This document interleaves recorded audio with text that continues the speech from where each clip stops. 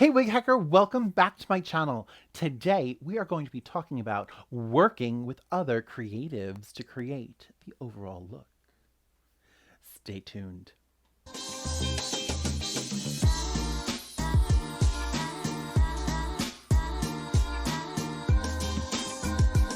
Yo Wig Hacker, welcome back. This is your man with the plan to really tell you how it goes creating looks for characters. I'm going to be going over the look that I did for Tuacon's The Little Mermaid, but the look of Ursula. We wanted to create this look that she actually transforms and her hair grows as she goes and gets madder. But we wanted to reimagine the look of the Disney musical. So we decided that we wanted to give color, we wanted to give short hair, we wanted to give her something new and improved. We started with a short little Liza do with a little bit of blue. Well, they kind of liked it, but wasn't 100% thrilled. So then we wanted it to grow into something longer, fully blue, a darker bang, and then we wanted it to grow into a full-on tentacle situation. We got the tentacle situation under control. So here it is. This is the cage that we used, and we made it work. And it is synthetic hair that we had to match for the other colors that we needed before. So that was fun.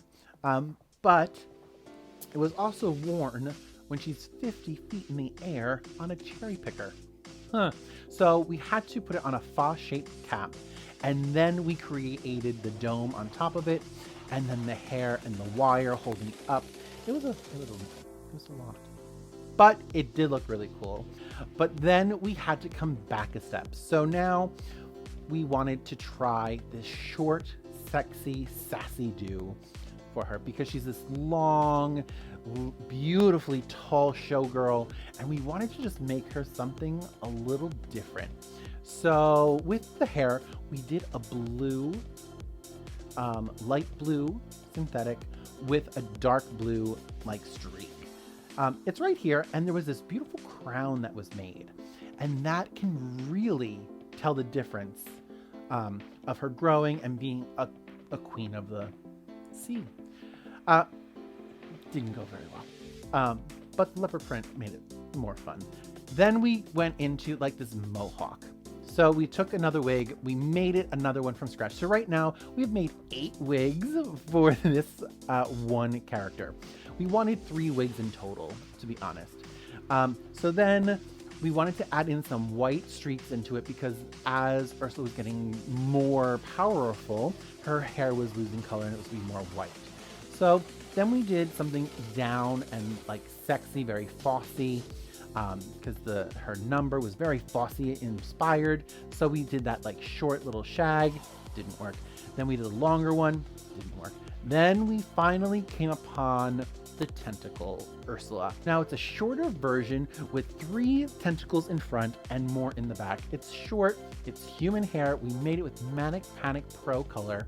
So dip dyed for its life. We recreated her hairline as all theatrical productions do. And this is the final look. And with the makeup, it was a lot.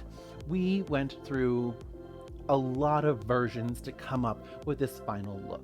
Sometimes it takes a while to really polish those ends and get that final product to what you want it to be.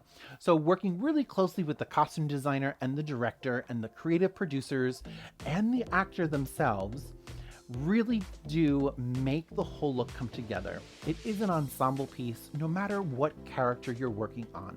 So you need to be able to have that flexibility to help create together in a group effort. Because if the hair didn't blend in with the costume, that didn't blend in with the backdrop, it just wouldn't be a cohesive look or story that we're telling. This was one of the most challenging times in my career to create 8 looks and have only 3 work. Well, actually, only 2 worked.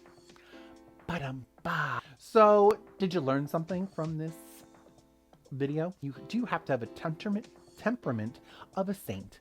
And you can too do whatever you want and create amazing things as long as you have people on your side. Make sure you're nice to everyone because you never know who knows who in the industry. Let me know your comments below.